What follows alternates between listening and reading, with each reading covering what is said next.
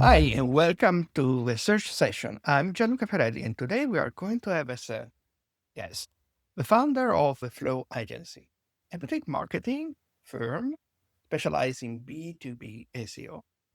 And I, I will ask our guest to correct me, but B2B, but also for software as a service company and professional services.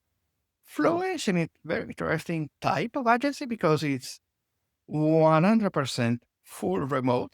Our guest is Germany, but all the other members are spread around the world.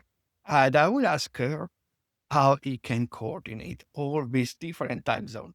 I would go crazy. She is very well known for her result driven and creative approach to ranking. She recently changed the name of her agency, so from Flow SEO to Flow Agency. So clearly the sign of times. We are not just doing SEO as it was considered once, but we also are moving into new spaces of AI search or GEO, as many are starting to use, even also Google. Our guest today is Viola Eva. Hey, Viola, how are you doing? I'm doing very well. Sun is shining, trees are green, flowers are blossoming, and so Berlin is really lightening up, and so am I. So very excited to be here with you today. Yeah, I think this is maybe best season for Berlin because I remember Berlin in the summer as very hot. Am I right? Yeah, it can get very hot, but I love spring and summer. I think everyone just gets happier, more lighthearted. Everyone is outside. All the cafes and restaurants are full now, and the sort of like art shows are starting, music shows, open airs. All my international friends are starting to come to Berlin. So for me, we're going into the best 4 or 5 months of the year now. Oh, cool. And yeah. And so also here where I live here in Spain, it's getting wonderful. It's a little different. I mean, I love Valencia also in the summer, but the summer in Spain can be extremely hot. So this is the Yeah. perfect time for me to, even if you want to come, you are welcome, but this is the best season. So talking about, uh, not about the weather, but about, even if we could talk about the weather in the SEO world, let's talk about SEO. And let me ask you a classic question I do to ask to all my guests. How SEO is treating you lately? I was wondering about my answer for a moment there because I think it would be easy to say that, it's difficult or clients have higher expectations, or it would be easy to say that there's a lot of uncertainty. But I think the truth is actually, I'm quite inspired. I feel like I get to learn a lot. I feel like I get to experiment a lot. And I've been really enjoying that. I think I've been able to sort of like find again my sense of curiosity. That's cool. And that, yes, I think that we are living in a moment now where the, the surprise and somehow the shock and for many also the terror lived last year around this time is already past. And we are in the moment where we are somehow taking more control, trying to understand, see what things can we do, what can we do, how can we deal with disruption of it anyway. AI search is meaning, especially in terms of classic traffic and so on. So it's the moment that we are really starting to work and experimenting and see what kind of experiments are working. And in this case, I wanted to ask you, what kind of experiments did you do and how do you manage the experiments? Obviously, I don't think you're going to experiment live with your clients, but maybe there are clients that are agreeing with you to test some specific tactics or strategy. How do you deal with this kind of experimentation for discovering how is the best way to take advantage of the novelty of Yeah, AI search? that's a great question, and I love it. So, if you ask me about my philosophy on LLM marketing and how to be successful sustainably and on the long run, I got very much inspired by my friend Alex Birkett, who used to work at HubSpot and now runs his agency. And he, I think, so eloquently said that being found in LLMs is all about either being the source, being mentioned in the source, or replacing the source. And so when I work with my clients, I think that's what we've leaned into and sort of like explaining sort of like the value that still content has, the value of uniqueness, the value of thought leadership. At the same time, I think that is sort of like my 5-year vision of what want my clients to do. And I think that is the sustainable way to be found in LLMs. And then at the same time, I think some stuff has had an outsized positive effect over the last 2 years. And we've been consciously trying to play with some of these things. So I think with some clients, we've been able to play with some LinkedIn articles, with some stuff on Medium. Your, your listicle, right, is getting difficult now. And there's a lot of critique on that now. We've played with that a little bit. I think you saw on our blog, we've played with the sort of like open and ChatGPT CTA. And really, I'm doing that not so much because, again, I don't think that this is the long term strategy. But some of the stuff sort of like has had an outsized positive effect over the last 2 years. And some clients have been more open to this and just seeing like, hey, can we put something together, try it out for 3 months and see what that does for us? And for other clients, that's not really an option. They need a lot more certainty. They need a lot more knowledge. So these are just a few things that we sort of like see people talk about on LinkedIn, and then we like to try them out ourselves and see, is there any truth behind this? Good to know. I mean, it's also reconforting for me because I have somehow a similar approach when talking with clients. And yes, obviously there are the ones that are really, really not scared, but don't want to break the things that are working. So they say, no, everything was fine until now. So let's not try to break the toy.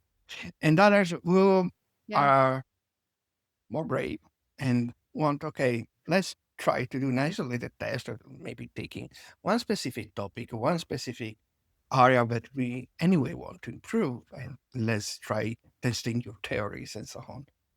And I think it's the only way because, I mean, personally, I don't have the time to create my own website to test this as I was doing 20 years ago. But it's a good way to do also to experiment and to grow, experimenting also with the clients and with the approval of the clients. This is the most important thing. And I like what you, when you said to your friend and you say those trinity of things, or you are the source, or you are cited by the source, or you replace the source. In B2B, many times there is maybe is more common the third option, I think, at least when I work with B2B, in the sense that certain niches of B2B, you arrive where the landscape is already owned somehow by more known brands. So in classic search, you would have done a lot of link building, a lot of outreaching, and so on and so on, in order to accrue authority. But in LLM is not really just about backlinks because they don't care. It's about the placement of a backlink eventually. What would you recommend for a B2B business that want to be the source and so being the source, the new source of truth instead of a competitor? Yeah, I think for me, the being the source is, I think, the part that is most similar to methodologies and tactics and strategies that we know from SEO as well. So, what I mean by being the source is meaning that our content, our clients' content, all the web properties that they own actually win visibility.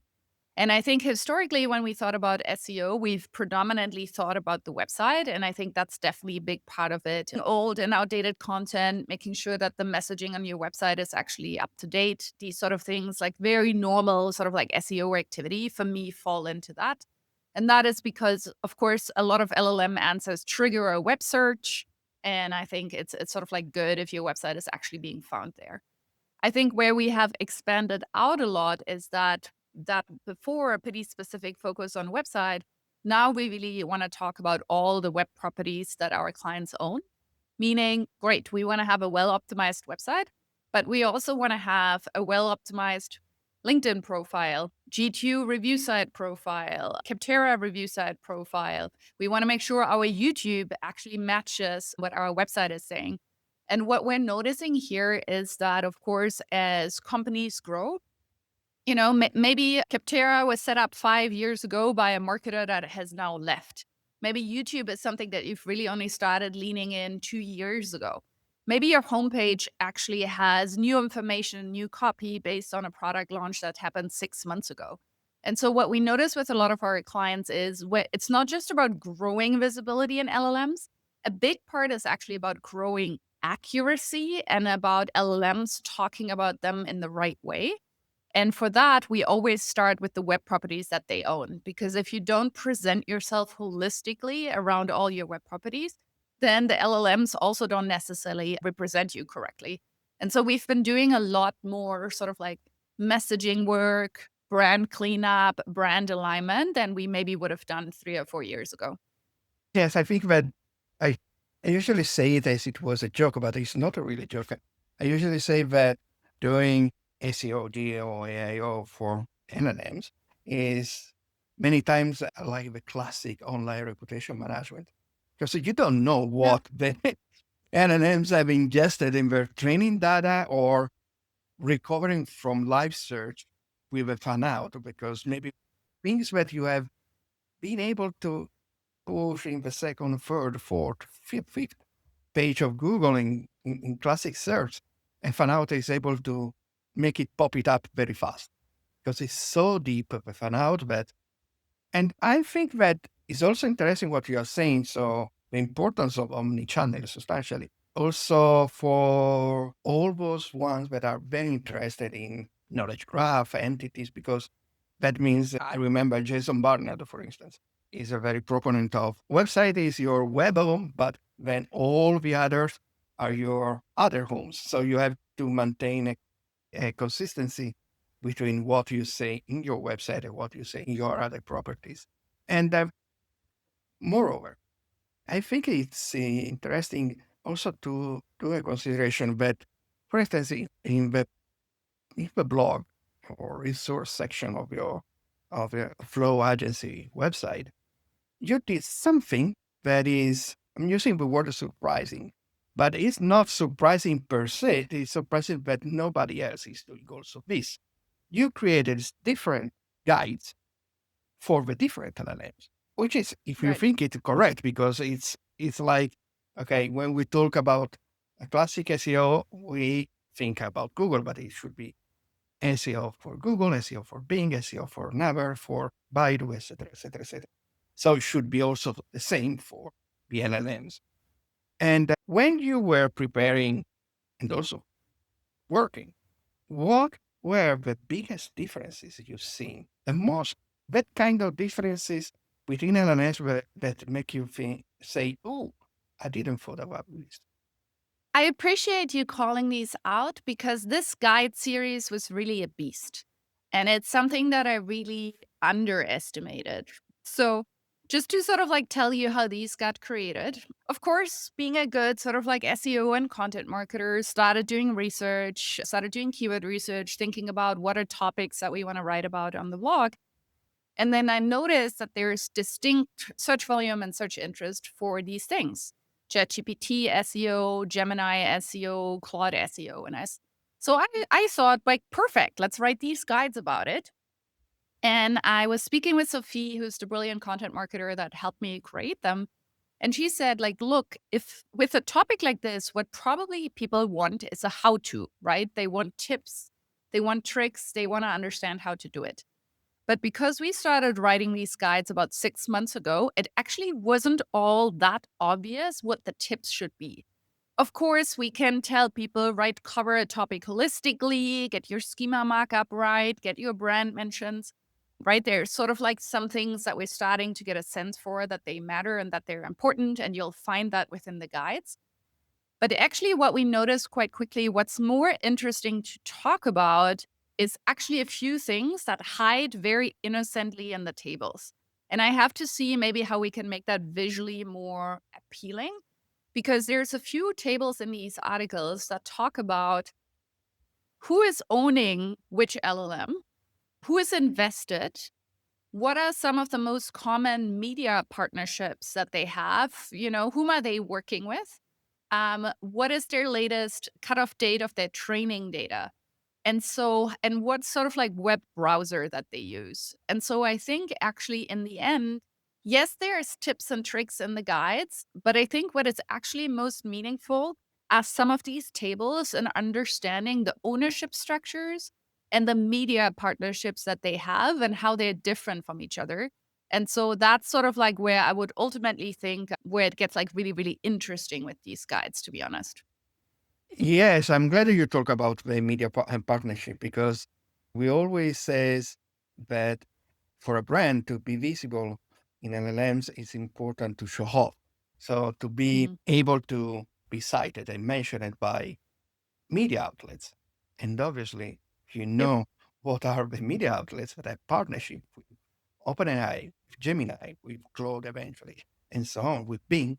So you know what kind of news outlets, for instance, to target, what publisher to target for obtaining a stronger visibility, for instance, in ChatGPT.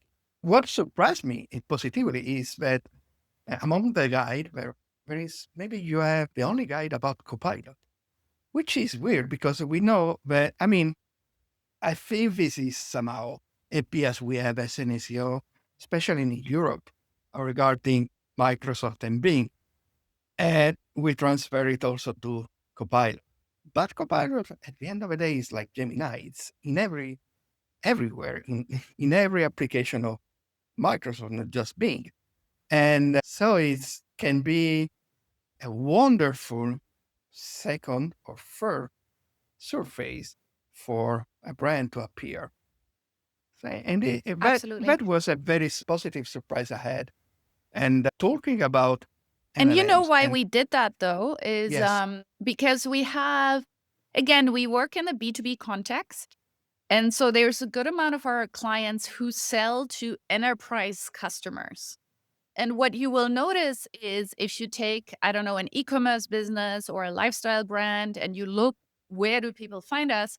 Often the traffic from Bing is very small, right? It can be 2%, 3%, 5%.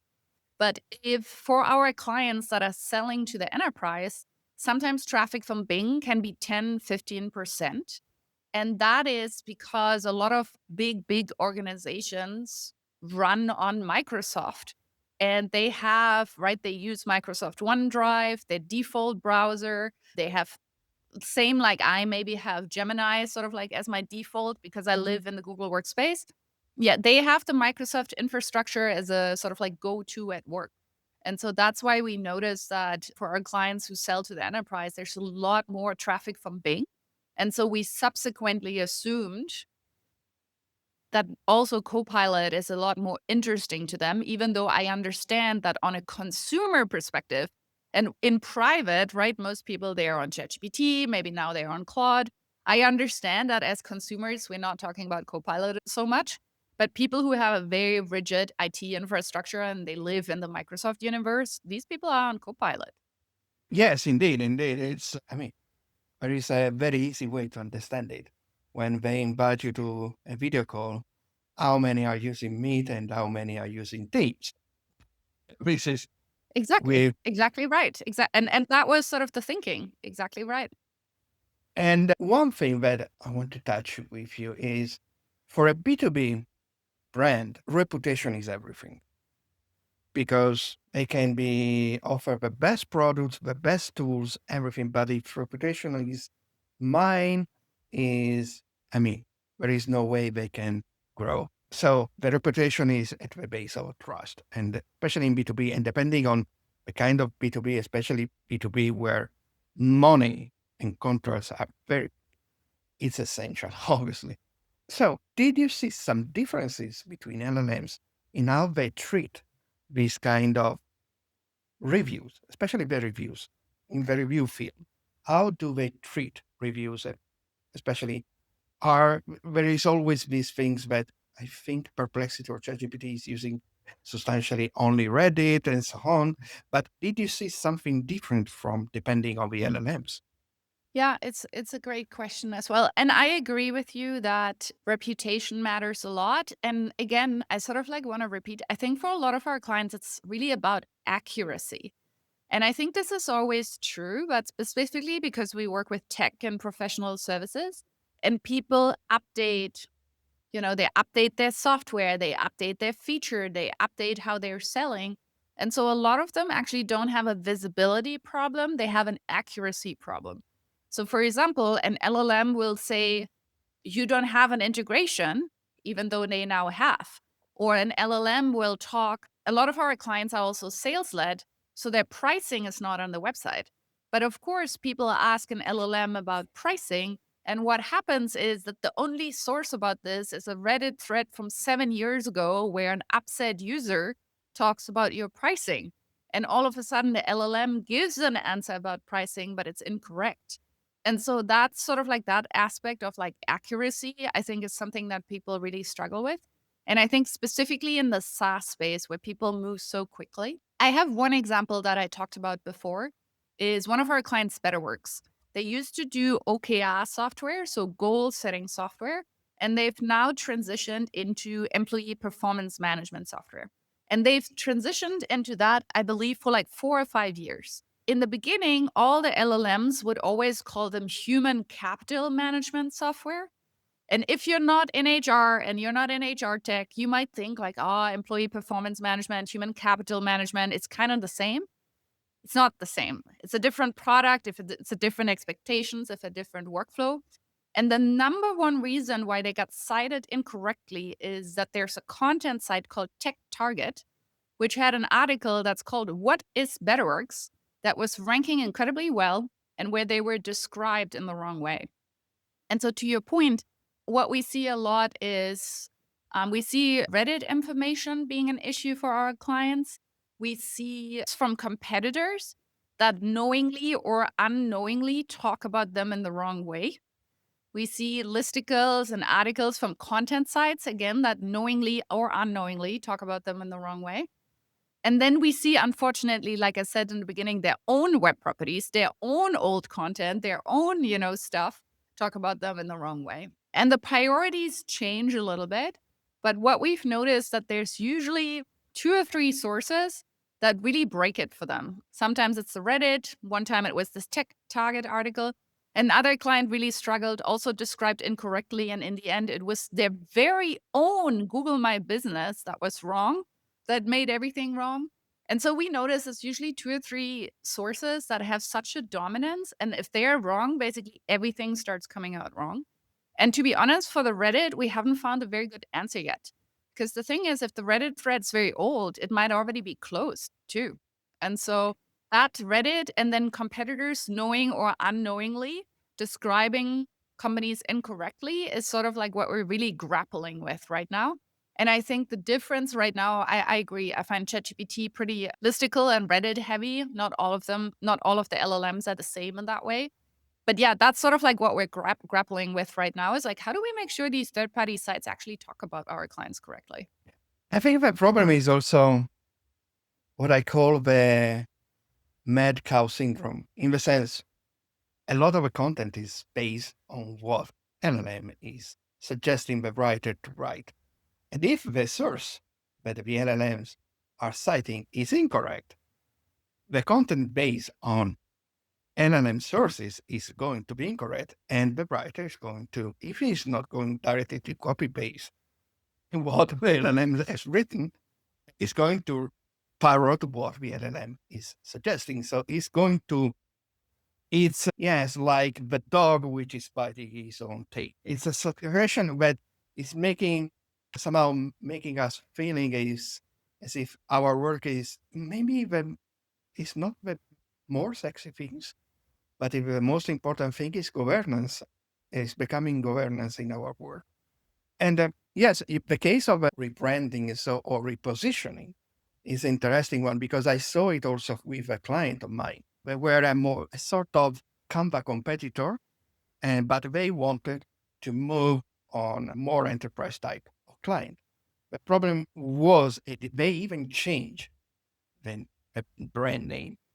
The problem was but they were so known for what we were offering before that it's extremely hard, also because of a cutoff of a training data. It's extremely hard to make understand that there is this passage that we are not anymore what we were and we are. So in this case, the strategy we following is to, okay, to recognize our past. So own the narrative about past, but to somehow explaining very well that that was the past. Even, for instance, the old brand name, instead of doing the classic things like, which is I'm citing because they are my friends. It's not a problem, but it's fun. Deep Crawl and Lumar, before known as Deep Crawl, which is actually the entire name is Luma before known as Deep Crawl. Instead of doing that, using structured data, for instance, using the alias for the brand, using as alias the old name of a brand and so on. So to really pushing the machine to understand the changes of a brand. And another thing, and this is come when you were talking, I remembered another conversation I had here with Gaetano Dinardi, who also works Ah, yeah, with love his SaaS. work. And I remember when I was talking with him, he saying, okay, so now, especially with SaaS, all those subdomains, the help subdomain, the developer subdomain, all these subdomains that were somehow neglected before, The LLMs love them. aren't they becoming the most important source of content? Yeah, we've had this also. We've had this experience also with some of our clients. I think the question then is sort of what is the goal, I suppose, of your LLM visibility strategy? Because I think if you have a lot of like developer documentation, help documentation, I think it's actually a good thing. If your customers are struggling to do something and they're asking ChatGPT how to solve the issue and ChatGPT is helping them to solve the issue, I mean, that's what you want, right? You want your customers to have an easy way to solve their problems. And so we've seen the same. We've seen that support documentation, help docs get a lot of attention from LLMs and they're cited a lot. They get a lot of referral traffic as well. At the same time, most of our clients make us in charge of new business acquisition, not as much customer marketing, customer retention, even though some of them do it as well. And so I think historically, yeah, SEOs maybe were not as deeply involved in customer marketing. And now that's actually a way in which we can help. And we can help a different business function than maybe previously when we were sort of confined to only sort of like new business and acquisition through search. Interesting, interesting. And when it comes to content, because I know that you like content, and I do. yeah, one classy was this. Can I don't know if you agree with me, but can we say that the skyscraper technique is finally something of the past, or it can be still useful in certain occasions? It's creating this huge, enormous ultimate guide. So I think for a long, long time, similarly, right, is I really want us to be very mindful on what is the type of business that you have and what is the purpose of your website in the marketing strategy for this business. And so again, our clients are predominantly B2B. A lot of them have quite good high average deal size, meaning that for a lot of them, it's actually not a volume play. It's okay if only 20 people come to a page if they are the right people. I think this is a little bit different. I don't know if you're an affiliate marketer, if you maybe have an e-com and your average order value is $20, right? Then it's very much a volume play and you need a lot of people to come to your website. You need a very good and neat and well optimized funnel in order to make your business work. And so I think that for a long, long time, also in B2B and also in software, people have been sort of getting inspired by the HubSpot playbook, right? They rank for everything and anything. They have an ultimate guide about everything. Their best ranking article is an article about the shrug emoji. And I think for a long time that was sort of like useful. But I think what we've learned now, specifically in B2B, is that traffic and that content actually never really had any business impact to begin with. Maybe there is a little bit of impact on brand awareness, on touch points. I don't want to completely rule it out. But I think there's now a lot more awareness that this type of top of funnel content, even though I would argue the shrug emoji is probably not even in the top of funnel. I think we're No, so it's far in away. very super deep blue sky, blue ocean of Exactly. marketing. It's like we're not even in the funnel anymore. But I think we're more cognizant now that a lot of this content used to drive a lot of traffic, but it didn't necessarily help us with the people who are currently in market, currently actively buying, trying to make a decision. And so I think that's sort of like what is very abstract top of funnel content has a really hard time right now justifying itself to our clients. I think there's an argument to be made around topical authority and the fact that having these articles helps you to rank for other stuff and appear for other stuff. But I think we're having a much harder time making a business case for some of this stuff. The reality, though, is I mean, the agents, they can endlessly read content. And so I feel like they're probably reading this content more than humans. You know, like, are we really Yes. reading the 6,000 word skyscrapers? I don't think we've been really reading it. And so I actually think, oddly, some of the stuff is being read now more, but I think it's being read by agents and crawlers. Yes, I think so too. And actually, for instance, as you surely know, and surely also people listening to us know, I tend to write, but because I cannot resist it, I write very huge, long piece of content. And I think, mm, But you don't write the what is kind of no, thing. no, no. You write it detailed and you write what I would call thought leadership, right? That's also different from the classic sort of SEO Yes, thing. and I want to bring out this, Deja Nisio created a tool. I don't remember what, one of the many tools that he creates. And one is a tool that make you see how an LLM is chunking your content and how much of your content really read. And I surprised him because I don't know if it's because the way I write and so on, maybe because the next, then I'm going to talk to you also about this, to ask you something about this.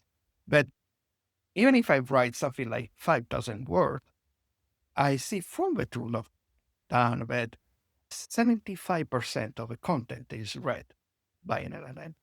And it's more about how you write more than how much. So Yeah. maybe because And I've learned and things I think like English. would Yes. really I would really like to point out you're writing something original. You're writing Oh, something with information gain.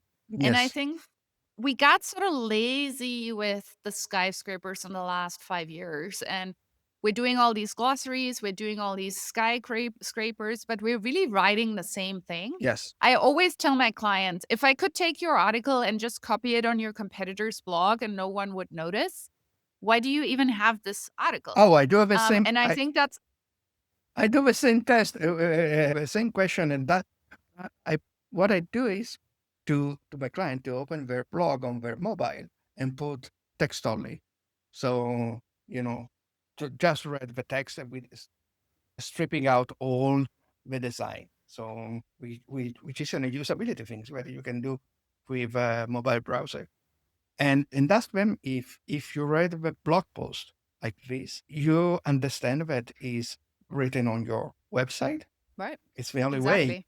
That's why, Exactly. yeah, yes, and the fact of the And this information. is why I think the LLMs like your content because you're adding something new to the conversation.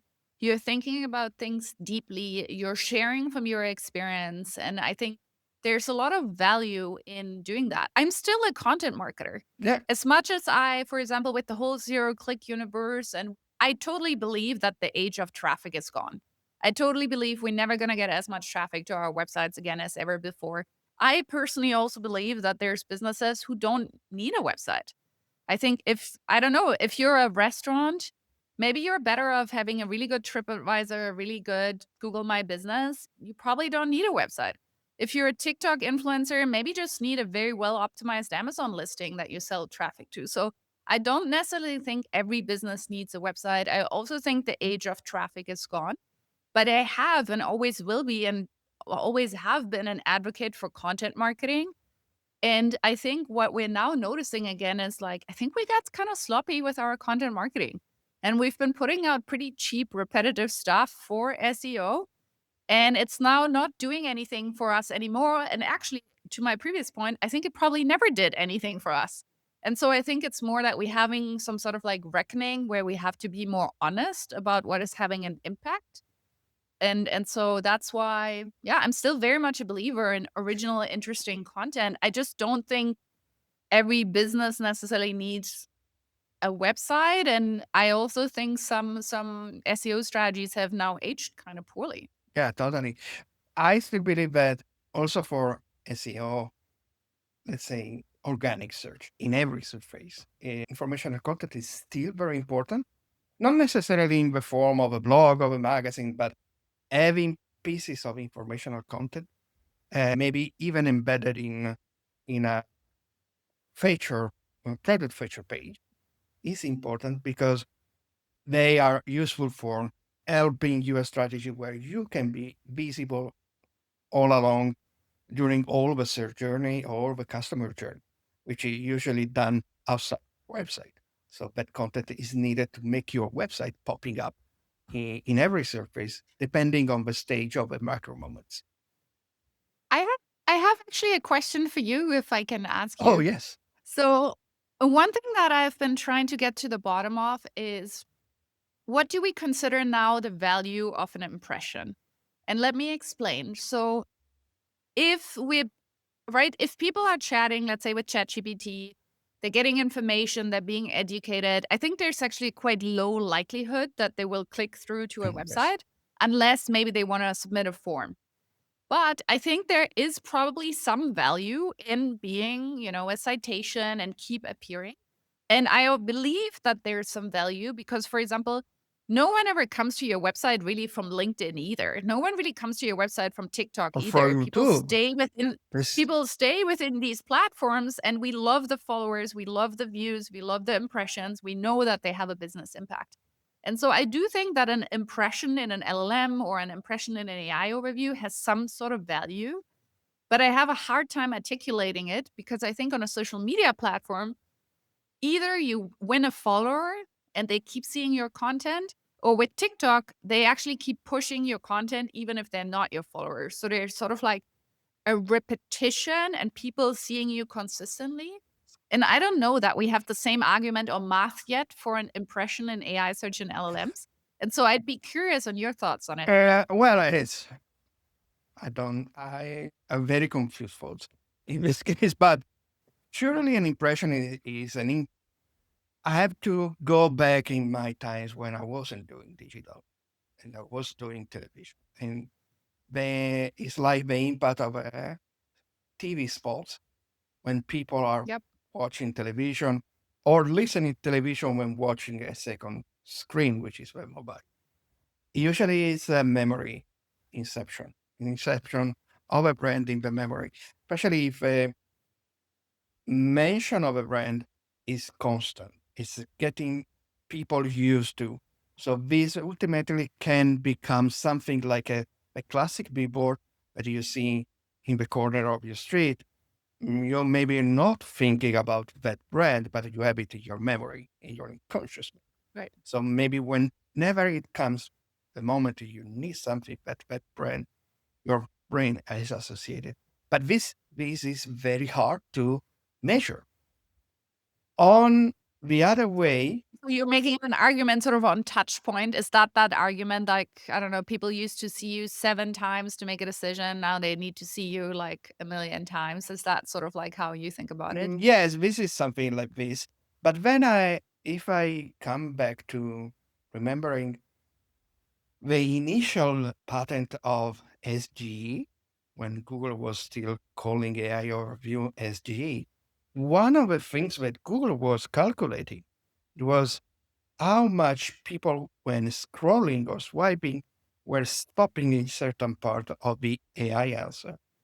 And for Right. instance, they stop in a chunk of the AI answer the brand name is, that how for how long it calculates the time. And if the time is past a defined threshold, then that part of the answer is going to be maintained because they see that it's like accumulating user engagement signals on the by Chrome using how people are using Chrome and for so maybe this is probably true for AI overview, for AI mode, for Gemini. I don't know if it's also similar in other LLM. It's something that probably, because if not, how can also, in this case, Google assess the quality of an answer with respect to the quality of another answer, even if they change always the answer. But even if the answer are usually different, and even if not all the brands are cited in the same answer, if a prompt is just changing a little bit, but the structure and the overall meaning of the answer is usually tend to be the same. So they maybe use on a bit as they for years they accumulated information on the classic search result pages. They probably are doing the same for the AI answer pages, accumulating data in order to okay, this is the type of format that we must present for answering this prompt, this question, and all the possible infinite variation of the same question. So I think that this is something that the problem is that this is not something that you can measure. And the problem is what you were Yeah. saying. At least for social media, we have the social media data offered by the social media. In this case, we don't have any data. And it seems like we are substantially like Don Quixote in trying to fight against the windmill or the Google and the other big tech asking for giving us data. I mean, we were supposing when, for instance, OpenAI with advertisement was going to give some data, and it's nothing.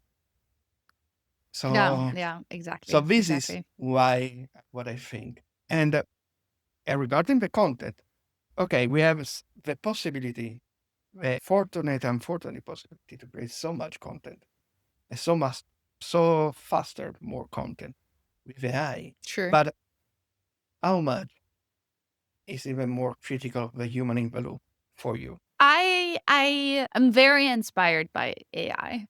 So inspired that Helene, who is currently our director of SEO, is moving into a new position. And she's going to be called Director of Innovation. And she's fully focused on working on our own internal AI workflows as well as services for our clients. So, that being said, I feel like asking AI to create content for you is maybe one of the most boring use cases. I know it's very cheap. I know it's very straightforward. I understand that everyone can do it. And I also understand that a lot of this content has had a positive impact over the last 2 or 3 years, right? There's very famous case studies that put thousands and tens of thousands of AI articles on their website and they started getting visibility. They started appearing in LLMs. So I understand why it's attractive to people. Now, of course, as you know, Google is being a lot less patient with these people now. They lose visibility in Google, they lose visibility in LLMs. But again, is I think it was one of the easiest use cases. We've done it early on. I've never been inspired by that type of content creation because I'm a content marketer at heart and I love content. And so what we're now doing with a lot of clients is actually thinking a lot more. I think it's an unrealistic expectation that everyone is still going to write everything by hand. And I think that ship has sailed, right? There's such a massive productivity gain. And so, what we now work with clients on is we try to help them select their AI tools and we try to work with them a lot as to, right, do you do a custom build? If you do a custom build, is it a GPT? Is it a Claude? Is it a Gemini? Do you use a tool that's already exists? If it does exist, what kind of like brand guidelines information are you uploading in there? Is there a way to interview your subject matter experts and feed into that? And so I've seen people do really phenomenal and interesting things with AI. And so what we're trying to coach our clients into is like, yes, use AI. The enemy is not AI. The enemy is naive AI usage. And I think bad content at scale. And then the other thing that we're now thinking about is like, Yes, it's fun to write content with AI and you can make good one. But what is the thing that AI enables that we couldn't even do before? And so that's where we're now more thinking about different tools and workflows and things that they just were not possible before. And so, sort of like naive content, I'm not inspired by. Interest using AI for call recordings, building out knowledge bases, and then creating content from it, I'm very inspired by. But I think the emerging question is what is it that we can do now in content marketing that we've been never able to do before? And so I think it's an opportunity again for us to now sort of like be creative and do things that we couldn't do before. And so that's more, I think, where my brain is going at. And I think there's a lot we can actually learn from the people in brand, from the people in field marketing, and just people who, in general, I think have brought a more playful approach to marketing than maybe the SEOs have. And I think there's something from their book that we can learn in this new era of search marketing. Totally, totally. In fact, this is also how use AI. And that, for instance, I use AI for instance, if I have a theory, let's say, or if Mhm. I have, the classic things, the classic idea is popping up on your mind.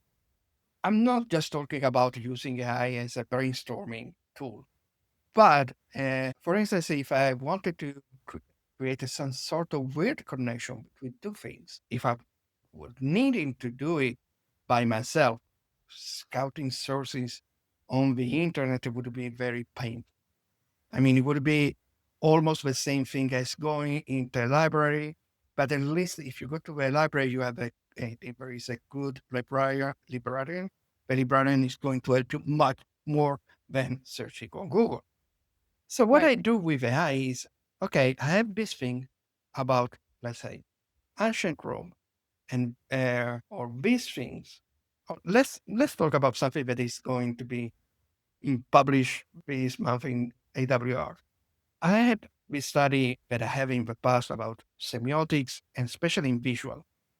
And I had this idea of YouTube, but YouTube is now more watched on TV than on classic smartphone or even on laptop. So I wanted to say, how could we use the theory, semiotic theory of cinema for YouTube in order to create better YouTube? So asking this sort of connection to an AI, what I do sometimes is asking the same question to Gemini, to Claude, and to ChatGPT in deep thinking and see what they say, and especially what sources they are picking up. Because so I have the sources, and I have a first idea, but maybe will say, okay, this is an interesting idea, interesting perspective, but especially they're giving me all the sources that I need. Exactly. Exactly. And I think that's where the sort of like, again, experimenting, prototyping. I'm not sure I'm a believer that, for example, I'm not sure that a believer that every software can be immediately replaced by AI. Yes. Because I feel like sometimes when you're building a prototype with AI, then you're buying yourself the headache of sort of like costs for sort of like API requests, maintenance, and all of that. Is so sometimes, but I think the power of prototyping, whether that's a technical project, whether that's a research project, whether that's an innovative content project, whether that's a video. And so that, again, that's sort of like what I would like for us to lean in. And then the other thing I want us to keep in mind is that the sort of prototyping and drafting is only one part of the equation. And the other part of the equation is actually the organization, meaning, yes, it's great if you can have a first draft with AI in one day. If this thing now needs to go through 4 review cycles from 5 teams that have other priorities and other things going on, it still might take 6 weeks to publish just because the organization is not set up for orchestrating, reviewing, approving, and publishing quickly. And so I feel like when we talk about prototypes and draft overnight, yes, but is your company also ready to publish more quickly? And so again, these are some of the questions that I'm curious about. What can we do that is new and has never been done before? And where are we still blocked by the same constraints as before, that yes, our draft is faster, but the editorial review still takes 4 weeks. And so I think the whole thing is more Yeah, and complex than say it. people want to make it out on LinkedIn. Yeah, and say it as again governance, different type of governance, but the governance still. And talking about organization, when I was introducing you, I was saying how Flow Agency is a 100% full remote agency. Yes. And it was interesting to see the map on your website where all the people is living and working from. Yeah. And then all of a sudden I saw, okay, but this is substantially all the almost all the time zone available in the world are covered by the Flow Agency, which is can be great in terms of you can have clients from everywhere, so you can. Yep. But when it comes to organizing your work as an agency, how did you deal with these differences? Yeah. Yeah. I think when I started the agency, I did this a lot under this idea of freedom. I've always been inspired by how can I have, for example, look freedom of location, movement, freedom to choose my own projects, have my own ideas. And so I think that's what I came sort of like to it. The first people that I hired were also people that I've known from before and that I've worked with previously, and I enjoyed working together. And then I asked them to come over here. It's only sort of maybe the last 3 years that we're really hiring classically, right? Putting up a job post, having all the candidates apply with interviews. That's really more the last 3 years, 4 years. In the beginning, it was a lot based on people that I've met, that I've enjoyed working with, that I asked to work together again. I think now it so happens is that I think our brand has a very specific flavor with the type of activities that we do. Being so multicultural, being so B2B and tech driven, I think that's a specific flavor. And we notice that some people respond very well to this, independent of their location. And so when we go through our hiring process, we mainly screen for that. We screen for their appetite for learning, we screen for their expertise, but we also screen like, do we think these people can work in a culture where everyone has different expectations around how to give feedback, how to learn, how assertive to be, how not assertive to be? And it's definitely not always easy. And we have sort of like reined it in now with the time zone. So if you want to start with us now, you sort of have to be sort of between East Coast and Europe, because otherwise it's just too difficult. But that actually works well for us also because the vast majority of our clients is either in America or in Europe. And so we have a few Australian clients, but that's always a bit harder because you can never have all three continents on a meeting at the same time. Yes. And so now our focus is really Europe and the Americas, and that works quite well. Mhm. Interesting, interesting. Yeah, because sometimes I had this kind of situation. The weirdest situation I had, it was me in Spain, the client in the United States, and the development team in India. And Yeah, that's The very United difficult States because was someone always on the has to stay up Pacific. late at night. Yes, and Yeah. the client was the Pacific coast, so not even the east. Yeah, it's difficult. Yeah, that was 5 p.m. is my favorite slot. All the Californians want to call me at 5 p.m. because that's their 9 a.m. for me. That's Yes, why it's difficult for me to schedule that. And I also had to ask you, oh, can we wiggle this around? Can we end 5 minutes early? yes. Now it's working because it's Friday. But I think that 5 p.m. slot, that's usually the most competitive slot on my calendar because that's 9 a.m. for the Californians. And that's when everyone wants to book. Yeah, yes, it is for me too. Saying when I have with all my clients on the Pacific coast. But let's stop talking about work and let's talk about you. I think one of the website Flow Agency, and one of the coolest thing is the profile page. And it's nice, Mm. displaying things, both of work, both personal. And there is, you're recommending a book, which is a huge, long title, Stealing Fires, How Silicon Valley, blah, blah, blah, blah. But, Yep. which is, Stephen Kotler. Who cannot say that Stephen Coulter is not one that must be read always. But I'm asking you, what about non-related to marketing book you like? What's my favorite marketing book, is No, what no, you're no. Of the asking? contrary, no marketing Non-marketing book. book. Perfect. Well, so yeah, Stephen Kotler, I've enjoyed, right? Stealing Fire came out, I think 2017 or so, and I was very inspired by it. And when I started the business, it's very much because of that book. You know, he talked already about flow states and Rise of Superman. He talked about flow states again in Stealing Fire, and it was very much inspired by that. I was working for him for a few months, also running his content marketing, helped with the launch of The Art of Impossible, quite good friends with his co-founder Rian. And so, yeah, definitely been very, very inspired by him. If my not favorite nonfiction book, I don't know if it's my favorite one, but I can tell you what I'm currently reading. It's a German author called Leif Rand, and he is sort of like, I guess, sort of talking about me and my friends.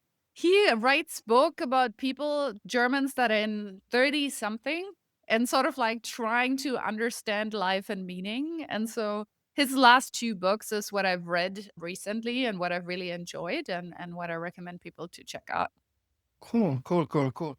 And also, you say that your favorite, and this is the nice things of a biography page, favorite flow. So this this sort of real using of the name of a brand, which is the name word flow, as the philosophy of a brand.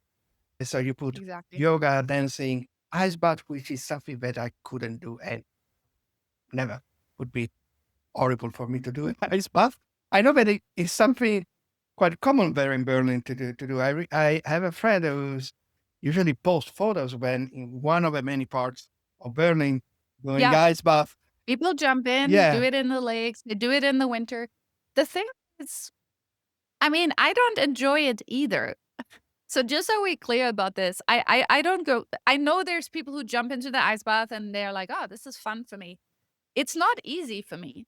The reason why I go, it's the sort of like mind over matter. How can I Okay. stay calm in a moment of distress? And so I consider it more as sort of like of extreme meditation.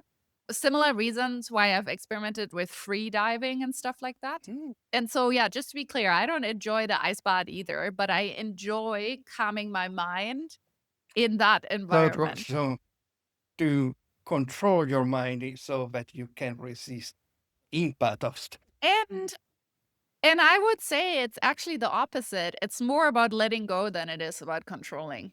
Okay, okay, okay, okay, okay. And you also see Yeah. say hiking.